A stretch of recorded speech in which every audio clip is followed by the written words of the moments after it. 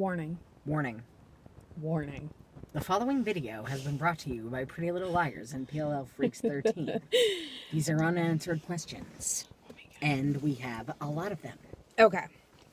This video is to prove to the people out there that keep saying we are getting answers. Gianna and I have discussed it. Here's the thing. Naturally, we need coffees for this video. We haven't gotten any answers in the first 3 episodes. I don't care what anybody says.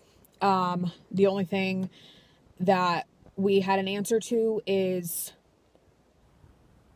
that Chuck has a bad temper and that Sarah Harvey may or may not be possibly alive. Because I don't even believe that that's her. We don't even know if it's her. Seriously, we don't even know if that's her. I know.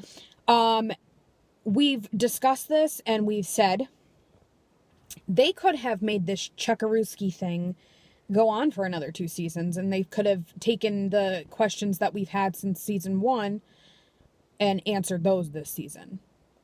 That's why the fans are getting aggravated. That's why people are pissed off. That's why we understand that Mona was the original A, but there are questions that you will hear in the following video that... Following 2 videos. The following 17 videos that need to be answered. That need to be answered. Let's just get some to it. More important than others, but we don't have a question on here really that's not of importance. We're not going to go into discussions about them. We're not going to theorize because you guys don't need to know our theory on some of these questions because they don't matter. We don't have answers to these questions. We do not have answers to. And that's the bottom line. And that's what we're here to present you guys with. We are not... I get that, like, it could be frustrating for some people out there that, like, love this show. We love this show, too. We do, or we wouldn't be here 5 years. Exactly. And we're not trying to start arguments with anybody. We're really not. And this video is not to be like, baha. No, this video is just to present to you that we are not learning anything. We are in the same boat that we've been in since season 1, episode 1. And that's what we're trying to show you guys, that it's just not, we're not getting anywhere. And that's that. That being said, these are in no particular, I was just going to say these are in random order. Very random order. Should you think of one that we perhaps missed? Because we know we've missed probably a lot. And we have asked people on our Twitter and on our Facebook, but comment below any questions that you feel also need to be answered. And really quick, I did say that we would give people shout outs, but there was way too many people that commented. To those of you that have submitted questions, and some of them were repeats, and we just can't give credit to everybody. But thank you guys for submitting your answers. It saved us a lot. Off the top of my head, Jeff Sewell, Mike Gedney. There was a Aylin Peralta, like a bunch of people. So. Shit ton. On Twitter and on Facebook. So thank you guys all for submitting your questions. Okay. And here we go. In no particular order. In no particular order, with the light fading in and out of the car. Whatever. Who hit Allison? Who hit Allison? Who was Mrs. D protecting? Who was in Allie's room that Spencer saw? Did Mrs. D and Jason know that Allie was, in fact, alive? Who was buried in the yard for real? Was it Bethany? Was it Bethany? Was it somebody that we have no clue who? Because that grave has been dug up way too many times to keep track of whose body was in there. Why did everyone have the same yellow top on? Fucking yellow top. 4 people. 4. There was... Well... I mean, in theory, Cece in even theory, had the top, okay, 3 people. But possibly 4, because you have Allison, whoever's buried in the grave, which we don't know if that's Bethany or not. So possibly Bethany, possibly whoever the hell's in that grave, because we still don't know. And Cece, they all definitely had that yellow top on that night. And then not only that, but if Sarah Harvey went missing at the same time.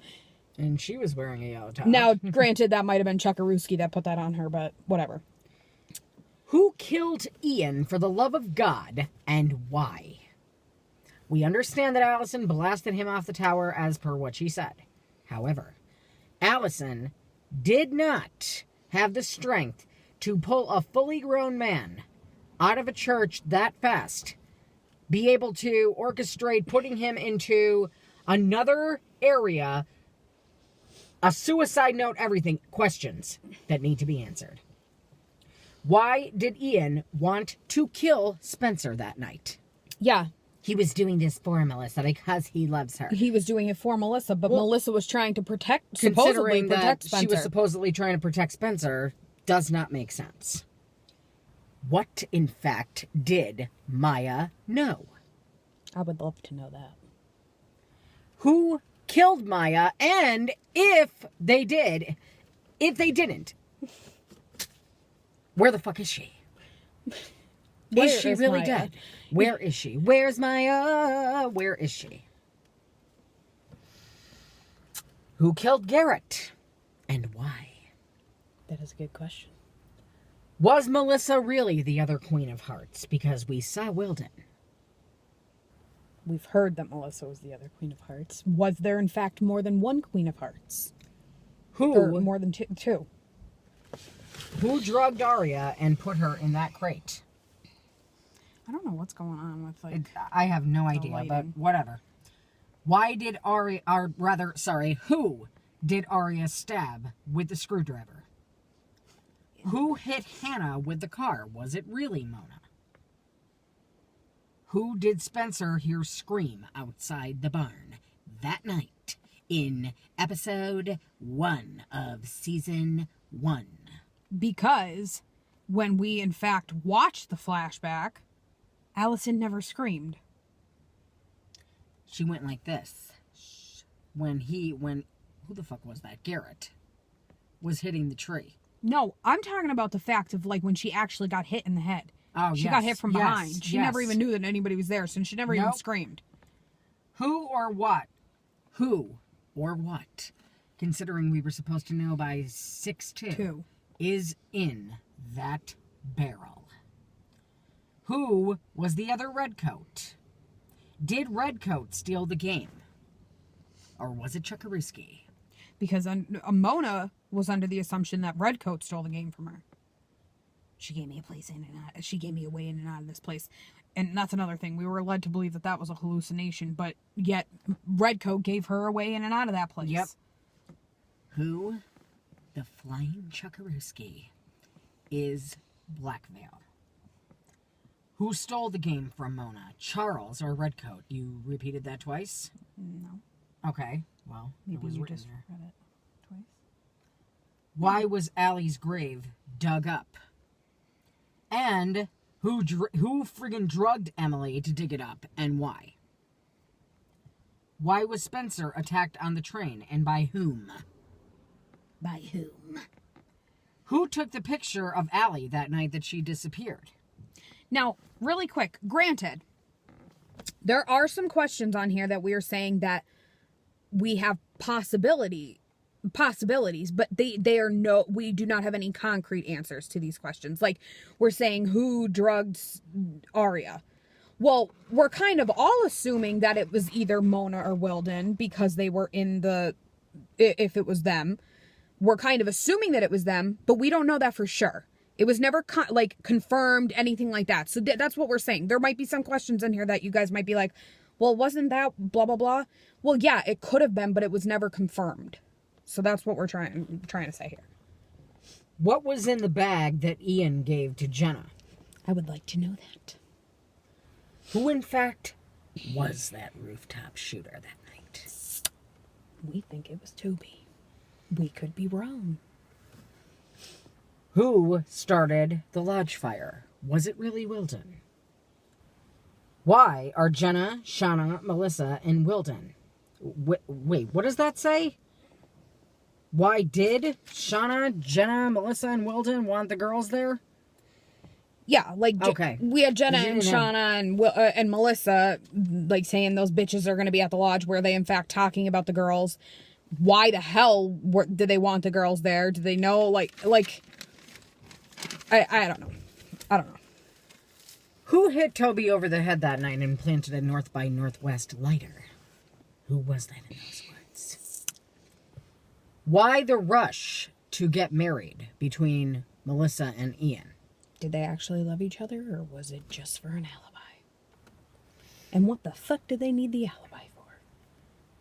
The NAT Club. Why?